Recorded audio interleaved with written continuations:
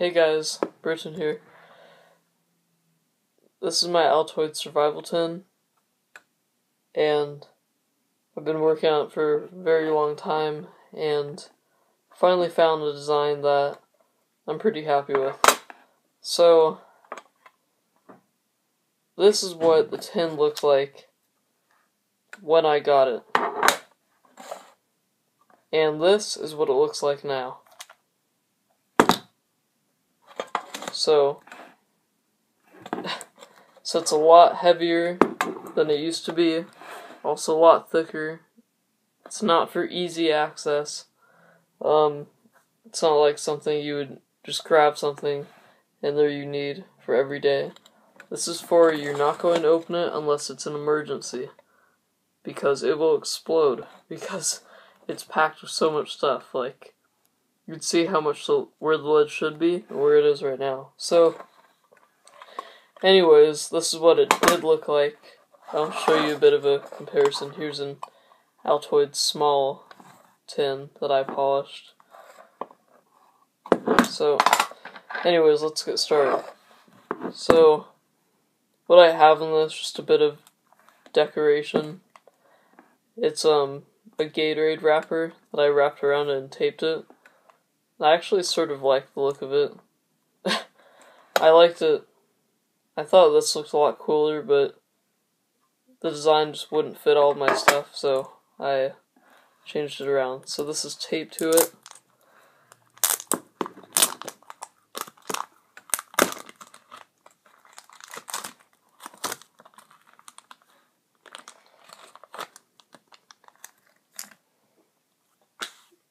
And now you can see the outside of it. It's all pocket lint and stuff that was gathered here over the past year. So this is all black electrical tape. So I have plenty of electrical tape. So I really like this design because it helps hold it shut.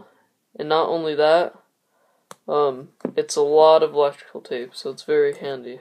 So, and this is the waterproof seal. So not only do I get a waterproof seal, I get two colors of tape, bright yellow and black. And I get lots and lots of excess tape if I need, sort of like my backup rope. Like, I'll use this for a shelter, maybe even a makeshift band-aid if bleeding was that bad. So, lots of uses.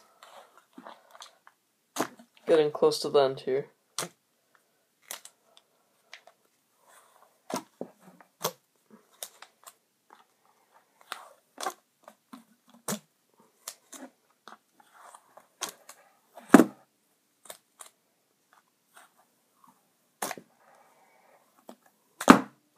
Okay, we're finally done with it. So, this is, I would say, 5 feet of electrical tape. And you can wrap it tighter and squeeze in a bit more tape if you really want to.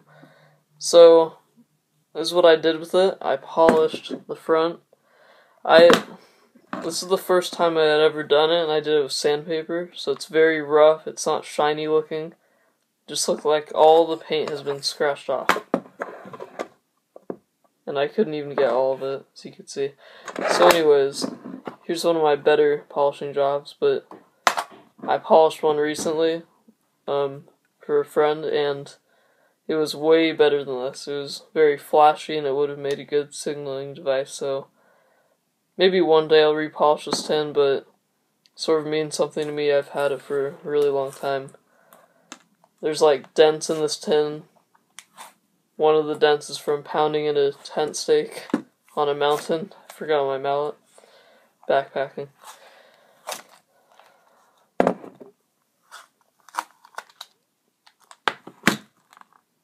As you can see, the lid just pops off. There's tons of stuff. And I would say there's about 1.5 feet of yellow electrical tape. So, let's get going. Okay, so start with the inside of the lid. I saw this from someone else's video, actually. But I really like that design, so I slightly altered it, and I made it to my own thing. So, I have 1, 2, 3, 4, 5, 6, 7, 8, 9.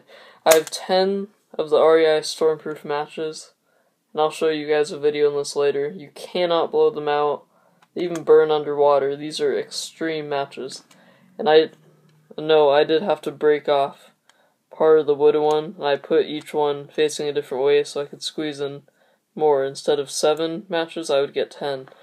And then these metal little brackets here you see poking off, that's actually fish hooks, and the sharp part is wrapped in the electrical tape as well, so it doesn't cut up any of the other stuff in the kit. And the matches, there's no tab, but for the fish hooks, since they're sharp and you don't want to cut yourself, there's a little tab right there, and if you rip it off, then you got all the fish hooks right away. So it's the front of the tin.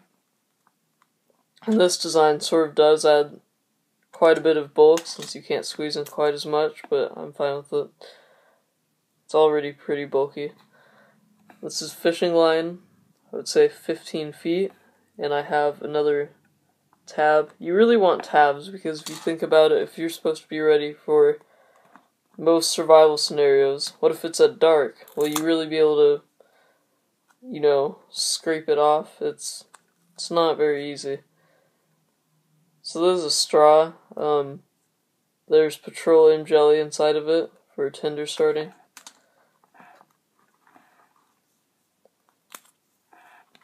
And this is a great little tool. It's no heavy duty knife. I know most people have EDC knives, but this is considering that you just have this one Altoid tin on you. Will you be prepared? So this is also good for EDC use. It's pretty comprehensive. You could see, oh well, it's backwards.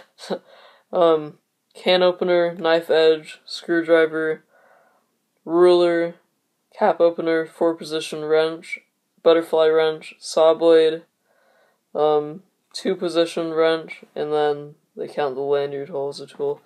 Anyways, so this hacksaw, it does really well. It does better than my other ones because it does have some thickness to it, so it's definitely sturdy. It's not going to snap or anything.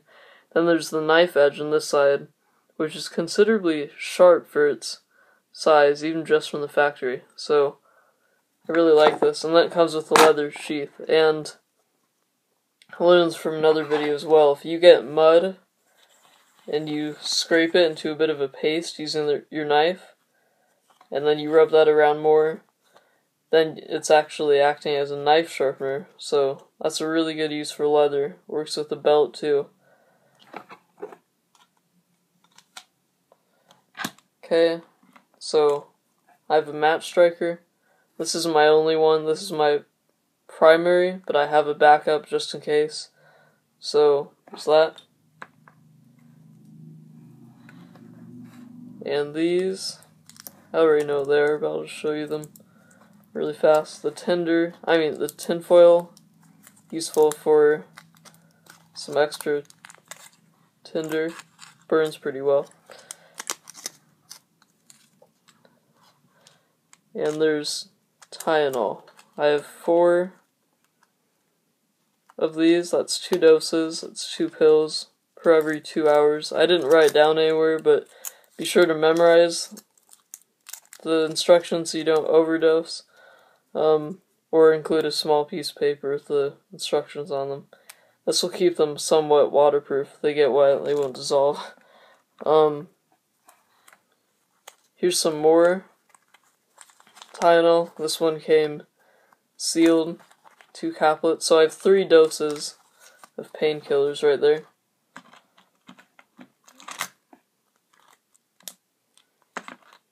And you'll see bits of cotton. I'm just going to leave them right here. Could be used as tinder, but I'm using it as packing material. Stops it from rattling quite as much. So, then there's floss. I've seen quite a few videos with this in it. Sorry, that's my phone. there, silent. Okay, so this is a really good amount. I think it's like 15 to 25 feet. I'm not entirely sure which one, but either way it's good. It's really strong. I found it has like a 10-pound breaking point.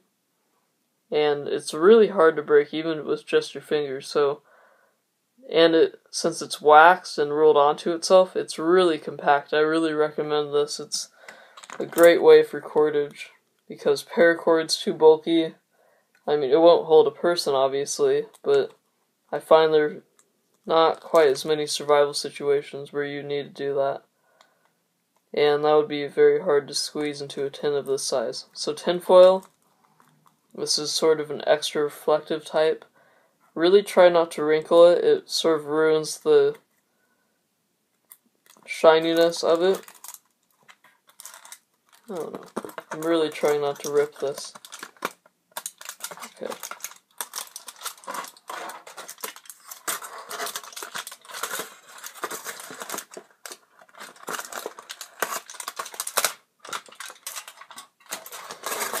So I got a really good size. Here, I'll just show you this part, then it goes up. So that's how big it is. So there's a second one of these for backup. So when I show you that, it's the same exact size as this. So both they're both pretty large. So pull this back up really fast.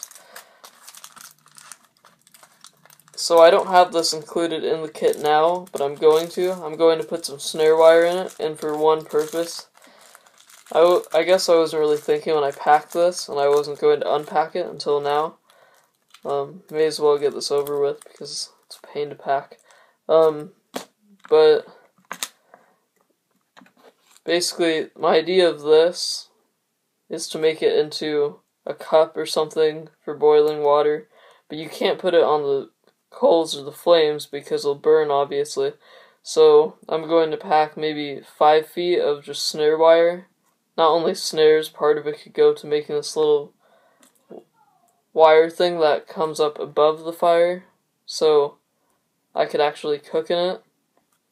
So there's that. I have one ferro rod. So what I did with this, I got the Coleman type, the cheap kind that comes in the block. And it's not the best kind of fire steel, but here's what you do with it. Because it's made in China, it's pretty cheap. Just hit that block with a hammer, and this will pop right out. So I find this lights fairly easily using the hacksaw blade on this multi-tool. This is my primary, I would say.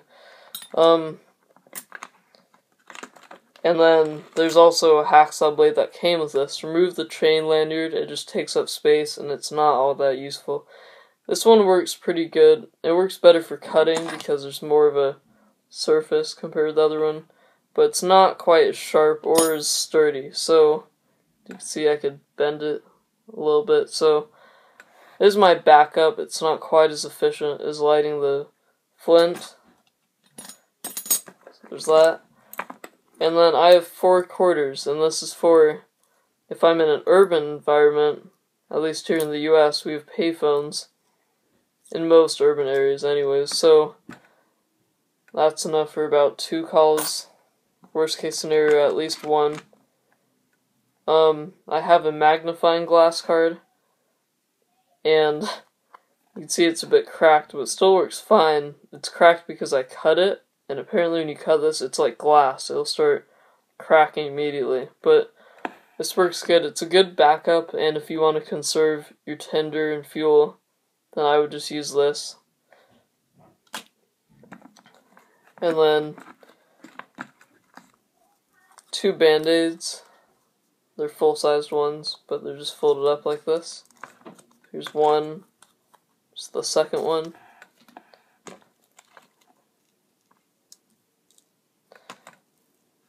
10 more waterproof matches. These are the Coleman kind that they won't light underwater and you could blow them out easily. But if you light one and it gets wet, like you drop it, then you can wipe it off with your shirt or something, and if it's dry, it'll light again. So it's the purpose of these. And, oh no. Well, These are my water purification tablets. I chose, what is it? Can't find it right now, but I got this one that was like 50, and I didn't really know this until now, but it appears it sort of disintegrates through the foil after a year, so that's great. Well, it's enough for, 4 quarts, 2 per quart, so really good if you can't find means of boiling water, or, if you lose your foil and you don't have anything to boil your water with. Good backup. Here's my second foil pad. It's actually a bit larger, so good size. And here's my backup strikers. There's 2 of them in here. They came with the REI Stormproof matches, but what I like about them is they're sealed. So no water's going to get in these, because the matches could be insanely waterproof, but the strikers, you get them wet, you probably won't be lighting a match for a while. So it's good. And about Strike Anywhere matches, I found they are not something you want to carry. They're really difficult to light, even on a rough rock or something. I find I might break like 4 or 5 matches before I could actually get one to strike. So I don't really recommend them. Also, there's no waterproof brands, and they really don't work well at all. So here's 2 alcohol prep pads, and if you're wondering what that is right there, that's from the iodine purification tablets. It sort of disintegrated my foil. Guess I should have checked on that earlier. They're not expired yet, though. Make sure you write down the expiration dates of everything so nothing goes bad. Same thing with that rust stain right there. This is bacteria ointment. Don't want to get a wound infected. That could be bad, especially in a forest or something like that. Okay, so now there's some pain relief gel. I just got this little sample packet. It's a good amount. So, pain relief, it even has some vitamins in it. So I have that. Then I have a second pack, pain relief cream. And then, in addition to all the Tylenol I have 2 more. So that makes for, let's see, 1, 2, 3, 4, 5, 6. Wait, sorry, I'm trying to think. 4, 6, 7, 8. Okay, yeah, 4 doses. So I have 4 doses. That is plenty as far as I'm concerned. This looks like it sort of melted to the tin and all the cotton stuck on it, but this is just a candle for helping light fires, because you don't want to waste 3 matches lighting it. Also, this is one of the trick candles that will blow out and it'll keep relighting itself, and those don't go out nearly as fast as normal ones, so I would recommend definitely getting one of those. There's no added weight or bulk with them either, so you really can't go wrong. So last, 1 safety pin. I thought I had 2 more in here, but I guess not. It's been a while. And then I have 2 cell batteries and 1 LED detached. I know they have those little nano stream lights. This is a bit smaller, and I get a spare battery. So, good enough runtime for me. And that's it. That's all in this whole tin. So what I find with this kit, some last notes, it's too bulky to fit into one pocket. I mean, you can, just not very comfortably. It's not like carrying a phone. If I can, I keep it in a backpack or separate with my EDC gear. It fits fine in a pocket, and doesn't have to be the big cargo pants kind either. It's just not all that comfortable. So I usually keep it separate, but it served me well for a long time, and I just always like being prepared. Having 1 little tin that you could throw into a pack you don't have to worry about, oh, I forgot my EDC knife, what am I going to do if there's an earthquake or something that leads up to a survival situation. So that's what I think these little tins are great for. So I would really recommend building one of these. As for the price, I can't really say. I tried making one for my friend and it ended up costing around $20. But granted, I had to buy everything anew. I had to buy more boxes of matches and all of that. So, oh, and for these, you might have trouble finding them. If you don't order them online, look in the glasses section at Walmart and ask where they are. They'll show you. So, thanks a lot for watching this video, guys. So rate and comment. I want to know what you guys thought of the video. And thanks for watching.